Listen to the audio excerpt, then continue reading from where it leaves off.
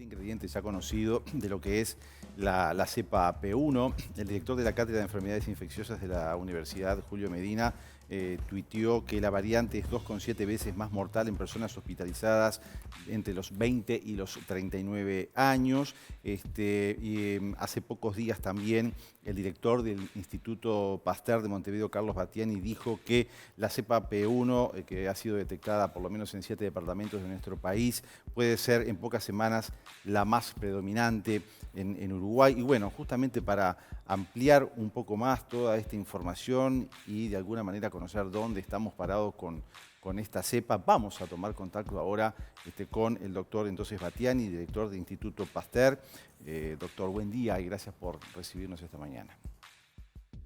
Buenos días para ustedes. Muchas gracias por la invitación.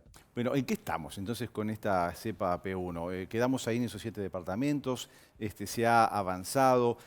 Por un lado se dijo que esta mutación o esta variante tenía mayor transmisibilidad, lo que obviamente favorecía los contagios, pero bueno, ahora también está este estudio brasileño que muestra un aumento de la mortalidad en personas entre los 20 y los 39 años. ¿Por dónde estamos posicionados? Bueno, básicamente nosotros junto con la Universidad de la República y el Ministerio de Salud Pública nos propusimos ya en enero comenzar un estudio de analizar las distintas variantes que pueden estar entrando al Uruguay, no solo la P1, sino las distintas variantes conocidas, las variantes de preocupación, lo que se llama para la Organización Mundial de la Salud variantes de preocupación porque generan una afectación de la presentación clínica epidemiológica de las variantes del virus. En ese sentido, hasta ahora hay 3 que toda la comunidad conoce, que son la variante británica, la variante sudafricana y la variante P1 de Brasil. Ya aparecieron nuevas variantes en Estados Unidos y en una nueva variante de preocupación en otros países asiáticos. Cuando nosotros comenzamos el estudio, en la primera semana de marzo, que analizamos 200 muestras de todas partes del país, detectamos que en un 15% de las muestras, que implicaban 7 departamentos del norte del país, noroeste, de la zona metropolitana y de Rocha, la presencia de la variante P1. En el día de hoy le estaremos haciendo llegar al Ministro de Salud Pública un nuevo reporte con los resultados de la segunda semana de análisis, donde de vuelta se vuelven a analizar aproximadamente 200 muestras de todas partes del país, incluyendo distintas localidades. Y bueno, y lo que se va a ver seguramente, todavía no tengo los resultados en la mano, pero seguramente lo que se va a ver es cómo va incrementando proporcionalmente el porcentaje de presencia de esta variante P1, que en Brasil pasó de ser indetectable en varios estados y en pocas semanas pasó a ser la cepa predominante porque tiene varias ventajas comparativas desde el punto de vista de la infectividad con respecto a las variantes anteriores. ¿Se ha visto, doctor, algún otro tipo de manifestación? Por ejemplo, se supo de un caso de una niña de tan solo 9 meses en Tacuarembó, con esta cepa, su papá era positivo, pero más que nada con trastornos a nivel de piel. O sea, ¿se está expresando también de manera diferente, más allá de lo respiratorio? Los médicos clínicos nos han comentado eso. De hecho, han surgido algunos focos que nos han pedido que analizáramos porque les llamaba la atención los cuadros clínicos que estaban viendo. Hemos analizado, en algunos hemos detectado la variante P1, en otros no. O sea que todavía no se puede confirmar aquella posibilidad que la P1 sea más contagiosa, pero a la vez más intensa al momento de afectar a la persona que está contagiada. Todavía esa hipótesis no se puede confirmar. A ver, nosotros en Uruguay estamos muy lejos de poder confirmar nada porque la variante P1 recién tiene fecha de ingreso al país en los primeros días de marzo. Antes de marzo, en todas las muestras que analizamos, no la habíamos detectado. Entonces pensamos que la variante P1 ingresó cerca de los primeros días de marzo, finales de febrero, primeros días de marzo. Eso más adelante los estudios lo van a determinar de manera más contundente. Por tanto, desde el punto de vista clínico, epidemiológico, nosotros tenemos muy pocos datos. Sí, lo que sabíamos de esta publicación que apareció y que el profesor Medina siempre está muy atento y leyendo mucho y colaborando mucho desde el punto de vista comunicacional, de que había un estudio en Brasil donde mostraban un posible aumento de letalidad, al igual que pasó con la cepa británica, que no solo aumenta la mortalidad porque al ir más rápido la enfermedad hace que saturen o pueda saturar los sistemas de salud, sino que en forma independiente, sin ninguna factores confusionales, aumenta la mortalidad. Por suerte, la variante P1 en Brasil lo que ha mostrado es un aumento de mortalidad para franjas etarias menores. Eso no es una buena noticia, pero la buena noticia es que parece no afectar a los niños, lo cual sí nos deja bastante contentos desde ese punto de vista. ¿Qué significa no afectar a los niños? ¿En qué sentido? ¿En el sentido del contagio o en el de la presentación de síntomas o de que fuera más grave? Lo que muestra el estudio, lo que analiza el estudio es incidencias graves, presentaciones clínicas graves, mortalidad en particular. Ok. En algún momento se había culpado, entre comillas, a las generaciones más jóvenes justamente de no cuidarse, y de alguna manera el cuidado de las personas más grandes como que trasladaba la posibilidad de contagios del SARS-CoV-2 a los grupos etarios más jóvenes, porque eran los más, de alguna manera, los que menos guardaban la cuarentena en su casa, etcétera, y los que más salían. A esto entonces ahora tendríamos que agregar que esta cepa P1 ya de por sí estaría afectando entonces a estos grupos más jóvenes, más allá del descuido que pueda haber existido. Es un ingrediente más. Como tú bien sabes, Daniel, nosotros el año pasado cometimos un par de errores. El primero y grande, que nos costó mucho y le va a costar mucho a las generaciones bien jóvenes, a los niños menores de 12 años, fue que en algún momento, al principio de la pandemia, por allá por marzo, abril, sin que los pediatras entendieran cómo, un virus principalmente de afectación respiratoria y en niños asintomáticos se mostraba que eran transmisores de la enfermedad. Eso finalmente fue descartado, rotundamente y contundentemente descartado, y sin embargo costó mucho a nivel mundial reabrir las escuelas y entender que los niños se contagiaban menos y transmitían menos la enfermedad. Después, estoy hablando de niños menores de 12 años, sí. Y eso quedó claramente demostrado. Después vino el problema de los jóvenes, donde lo que veíamos era que se contagiaban, pero cursaban cuadros de la enfermedad de forma más bien leve, pausisintomática o asintomática, pero que podían transmitir la enfermedad, pero con un R, es decir, con un número de gente contagiada pequeño. Entonces, bueno, y no los afectaba en forma importante, no daban cuadros clínicos importantes. Por tanto, era muy difícil pedirles a los jóvenes que estaban en el inicio de la vida, de poder salir, etcétera, después de muchos meses de mucho cansancio, que ellos se cuidaran como nos teníamos que cuidar los de franjas etarias mayores, que teníamos factores de riesgo. Ahora vino un cambio en el juego. Exacto. Y es que esta variante P1, al igual que la variante británica, está amenazando también la salud de la gente más joven. Aumenta la letalidad 3 veces en gente más joven. Y de hecho ustedes lo han visto, que no en forma muy frecuente en Uruguay, pero ya han empezado a aparecer lamentablemente gente joven que se presenta con cuadros clínicos muy floridos, que necesitan asistencia respiratoria mecánica, ingreso a unidades de cuidados intensivos e incluso que han fallecido. Digo, sí.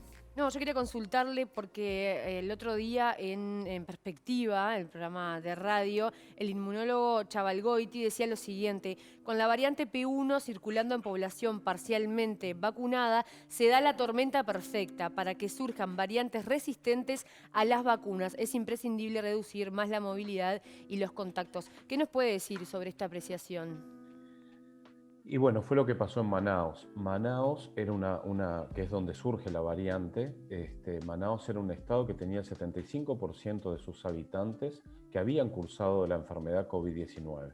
Por tanto, todos pensábamos que era un laboratorio en el mundo en el cual se había logrado obtener la inmunidad de rebaño. ¿Qué fue lo que pasó? Bueno, que apareció una variante que generaba reinfecciones. De hecho, se empezó a buscar esta variante porque muchos pacientes en Manaos se reinfectaban a los 3 meses, a los 4 meses después de haber tenido un cuadro COVID-19 positivo por SARS-CoV-2. ¿Y eso qué significa? Que cuando hay una circulación comunitaria muy grande, estos virus tienden a mutar. Entonces, cuando las situaciones epidemiológicas se descontrolan, uno lo que hace es favorecer que los virus que mutan empiecen por la selección natural a predominar aquellas variantes que tienen alguna ventaja comparativa con respecto a las cepas que están circulando, a las variantes que están circulando.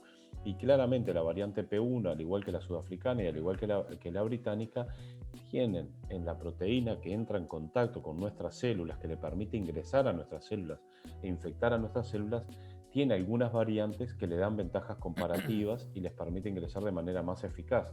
Por ello es que el virus ingresa más rápido, se replica más rápido e infecta más y de hecho por eso desplaza las otras variantes, porque es desde el punto de vista biológico más eficiente. Claro. Martín, tú decías algo. No, quería consultarle al doctor la variante de la sudafricana, la inglesa y en esta de Manaos, ¿no? El experimento perfecto allí en Manaos, donde se veía que el 70% de los tipos las personas se habían contagiado y generaba esa inmunidad de rebaño, que es muy parecido a lo que es la vacuna. Entonces la pregunta mía, con la vacuna que tenemos acá en Uruguay, la Sinovac, ¿qué protección tenemos contra esas variantes? O sea, los vacunados estamos protegidos contra esas variantes. Se está estudiando, van a haber novedades y vamos a ir aprendiendo. Una cosa que nos generan las variantes es que tenemos que volver a reaprender un montón de cosas. Por ejemplo, la pregunta, el uso de la máscara facial y la distancia de 2 metros, ¿es suficiente con esta variante? Todo eso lo tenemos que ir reaprendiendo. Por suerte, estas cosas pasan en muchas partes del mundo y tenemos información de varias partes del mundo. Pero por ahora lo que sabemos es que las dos vacunas que se están utilizando en Uruguay, tanto la de Pfizer-BioNTech como la de Sinovac, parecen mostrar un poco menos de eficacia en cuanto a la protección para los casos graves, letales, etcétera, y los incidentes duros en medicina, pero parecen ser eficaces, muy eficaces. O sea, bajan algunos puntos la eficacia, pero son vacunas muy razonables para esta situación. ¿Es probable que año a año nos tengamos que vacunar? Y bueno, ahí va a depender mucho de la estrategia que se siga a nivel mundial. Lo que parece indicar la estrategia mundial de vacunación, que es que los ricos se vacunan y los pobres nos cuesta mucho vacunar. En particular Uruguay está muy bien posicionado hoy, está número 8 a nivel mundial en cuanto a vacunación de su población, pero estoy hablando de países poco desarrollados o en vías de desarrollo.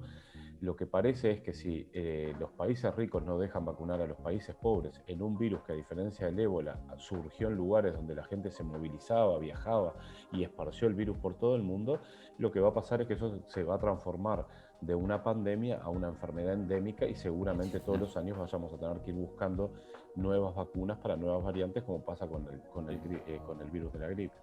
Carlos, hablando del desarrollo de la inmunidad con la enfermedad y con la vacuna, ¿qué pasa con aquellos que ya cursaron el COVID, que ahora, si ya pasaron más de 3 meses de su alta, se están pudiendo agendar para vacunarse? ¿Se da una inmunidad mayor? ¿Se refuerza cuando se suma los anticuerpos con la enfermedad más lo de la vacuna? ¿Qué pasa en esos casos?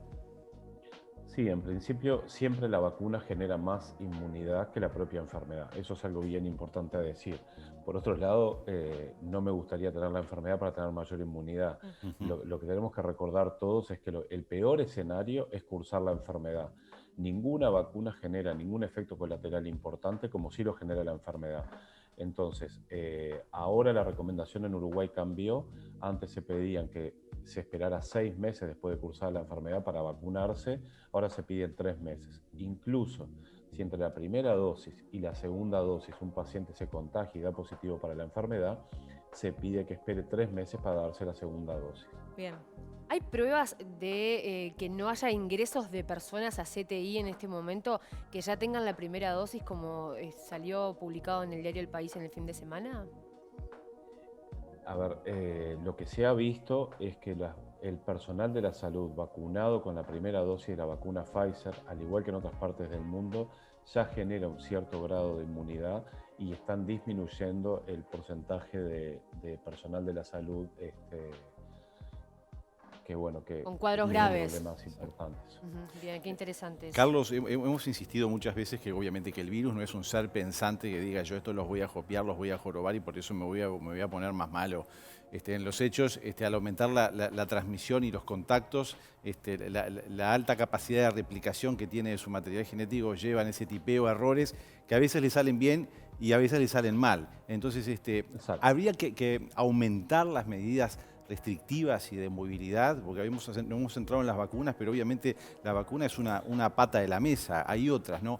¿Hay que aumentar la restricción en la movilidad?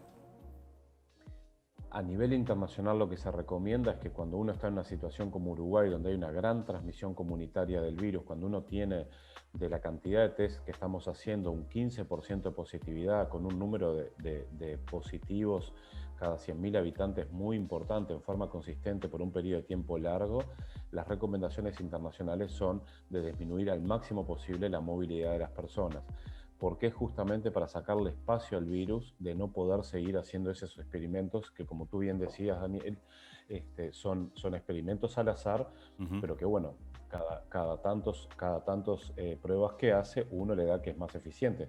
Por eso parte de la vigilancia genómica en tiempo real que nosotros hacemos no es solo ir a buscar las variantes conocidas, sino que es secuenciar el genoma completo de muestras de pacientes para ver si en el propio Uruguay no aparece una nueva variante, porque en realidad desde el punto de vista de lo que los virólogos moleculares nos enseñan, están dadas las condiciones para que puedan surgir nuevas variantes en Uruguay. Entonces, desde el punto de vista médico, científico, no hay ninguna duda de que deberíamos disminuir la movilidad. Eso no quiero entrar a politizar en este tema, no quiere decir cuarentena, quiere decir simplemente tratar de cuidarse al máximo, quedarse en su casa, quedarse en su burbuja. Si uno tiene que ir a trabajar, bueno, dentro del trabajo hacer una burbuja lo más estricta posible y después de la casa al trabajo y la casa al trabajo. Y en las horas de ocio, que son las horas más complicadas, porque es cuando uno se tienta a romper su pequeña burbuja familiar, bueno, tratar de disminuirla al máximo. Esas son las recomendaciones a nivel internacional desde el punto de vista estrictamente médico-científico. Después, el resto de las consideraciones le corresponden a los políticos y a mí no me corresponde opinar. Bien, Carlos, un gusto como siempre, muchas gracias y a las órdenes aquí estamos. Y gracias por todo lo que han hecho. No, la verdad, desde el y gracias Instituto por Pasteur. todo y bueno, y ojalá haya más dinero para seguir con las investigaciones. Muchas gracias a ustedes, muy linda la entrevista.